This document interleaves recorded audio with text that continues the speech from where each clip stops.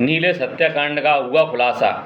भिंड शहर जो पूरे देश में अपने गर्म मिजाज होने के कारण मशहूर है। कभी यहाँ बागियों डाकुओं की तूती बोला करती थी, लेकिन वह बागी अपने सिद्धांतों के कारण जनमानस सम्मान भी प्राप्त करते थे। वे बागी कभी स्त्री की तरफ गलत निगाह से देखते भी नहीं थे। लड़कियों महिलाओं को बहन बेटी मानते थे। उसी भिंड में मनचलों की तादाद इतनी बढ़ती जा रही है। ऐसे विकृत मानसिकता के मनचले छेड़खानी के साथ साथ हत्या जैसे जघन्य अपराध भी करने से नहीं हिचक रहे हैं।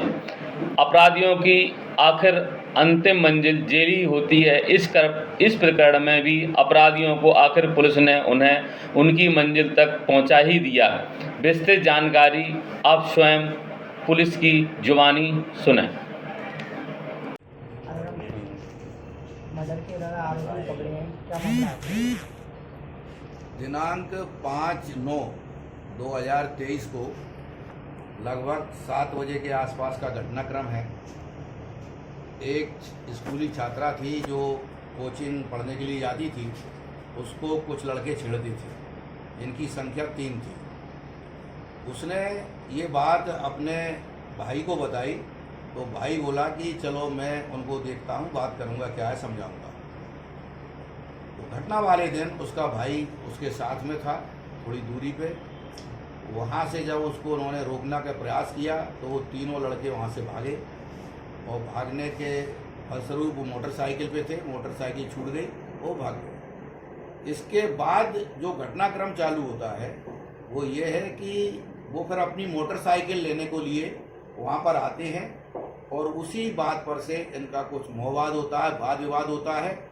इनके द्वारा अंधाधुंध फायरिंग की जाती है, और उसमें एक व्यक्ति नीलेश जाटव की मृत्यु हो जाती है।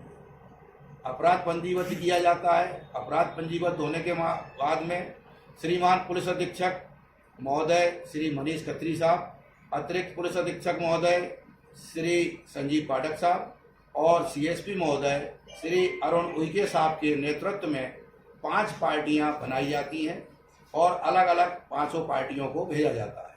5 पार्टियां लगातार अपनी दबिश देती हैं, और उसमें साइबर की टीमों का भी सहयोग रहता है। उनके द्वारा समय समय पर हमको सूचना मिलती रहती है।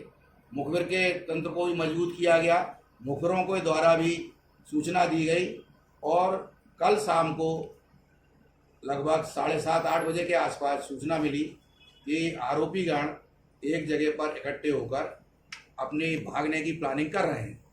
तब सभी टीमों के द्वारा वहां पर एकत्रित होकर दबिश दी गई। उनके द्वारा भागने का प्रयास किया गया, लेकिन वो सफल नहीं हो पाए। कुछ लोग उसमें से फरार हो गए।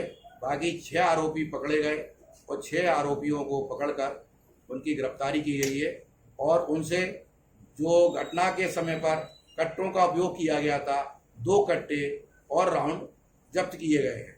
आरोपियों को गिरफ्तार करके माननीय न्यायालय पेश किया जाएगा।